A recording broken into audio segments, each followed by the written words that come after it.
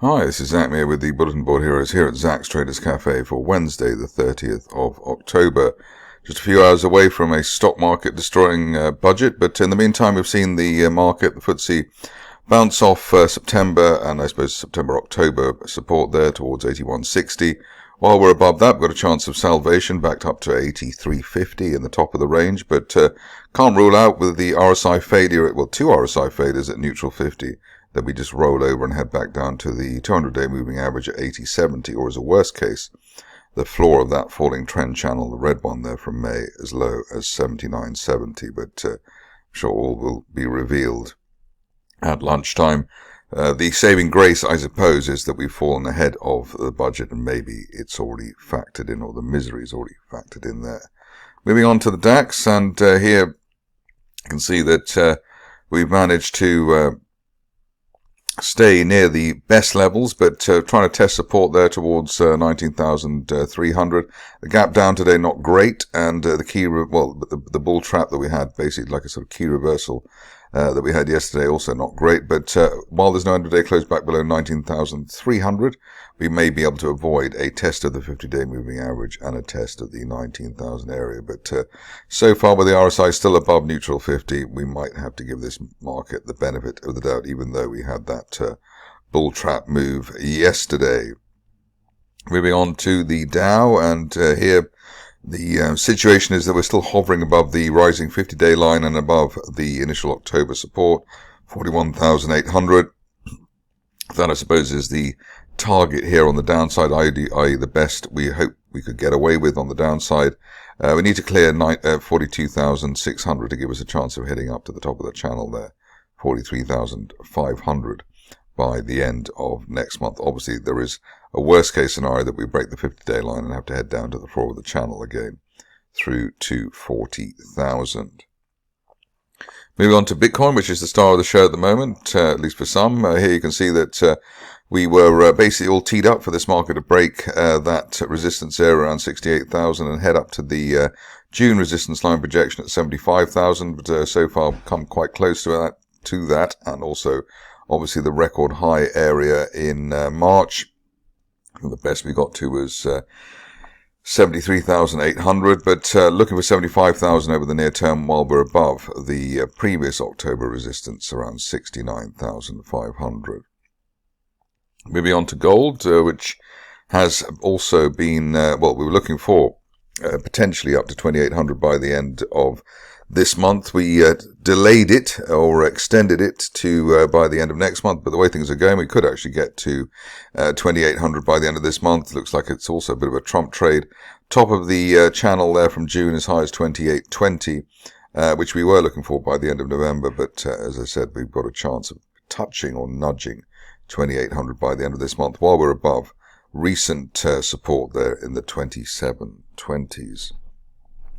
Moving on to the pound, which is probably worth looking at just ahead of the budget. Here you can see that we bounced off the floor of that rising trend channel from March, which is just as one would want as a technical situation, but still well below the 50-day moving average at 131.30. I suppose that's the maximum on the upside one would be expecting on the moment, while we're above 129.30 and the floor of that channel.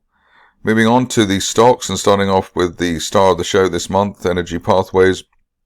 Still got those blue candles, and we've had mostly blue candles since the 17th of October.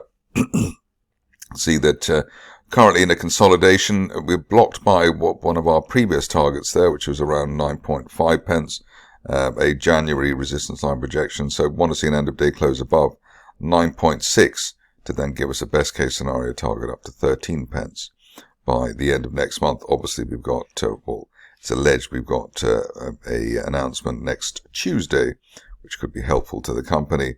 Upside valid at the moment, while there's no end of day close, back below 8 pence. Moving on to a stock which I don't cover that much, which is Equals, but we've had a bear trap gap reversal, breaking a trend line there from May, gapping through the 50 and 200-day lines, which currently both appear to be rising, or nearly rising, let's say, at least they're flat, and looking for the shares to hit the top of that rising trend channel from December up to £1.35 by the end of next month. Ideally, we stay above that resistance line there from May at £1.16. Moving on to GSTechnologies, which has also delivered a bit of a turnaround. We had the unfilled gap to the upside earlier in the month, so we were on the case here. Our initial target here was a penny, end of day close above a penny, and we're looking for the upper parallel of that rising trend channel base as high as 1.5 pence by the end of next month. So looking pretty good indeed, and the ideal scenario is we stay above the 200-day moving average at 0.89 in the meantime. Stock which I didn't think I'd be looking at on the bull's tack, but it does seem to be recovering gingerly here is Invinity. Here we've broken the 50-day line there at 12.5 pence above that, now looking for at least the top of that falling trend channel from the end of last year at 19 pence by the end of next month. If we're really lucky and really well behaved, we might hit the 200-day line, 20.5 pence, but the key here, staying above that 50-day line. Moving on to MicroSalt, which is I suppose a sort of microcosm of the trials and tribulations of the London stock market. I think on the 18th of October, the company had said it knew of no reason for the share price rise, which is obviously came after a pretty strong share price rise, and then today we've had the announcement which justified the share price rise from the lows. So if you've got that kind of thing against you, where you have a false flag in an RNS which has been approved, then there's not much chance of making money for those who are not charting people, because we were still sticking by the idea that the shares had turned around after they broke that line of resistance there from July. Looking for up to 83 pence by the end of next month as a best case scenario. Ideally, we stay above that initial October resistance at 57 pence. You can see also there's been a double bounce of the RSI on neutral 50, which is usually a decent leading indicator. Moving on to Neo Energy, and here just about to break that line of resistance there from August. The level there around 1.1 pence, so I suppose, or 1.2 pence, I suppose to be safe. Want to see end of day close above that so that we can get up to 1.8 pence perhaps by the end of next month. Ideally, there's no sustained price action back below that 50-day moving average, but it'd be understandable if people waited for an end of day close above 1.2 pence. RSI on the right side of 50 and has sort of mildly bounced at that level, and we've got a sharply rising 50-day line as well. So looks as though Neo is, if not a coiled spring, ready for action.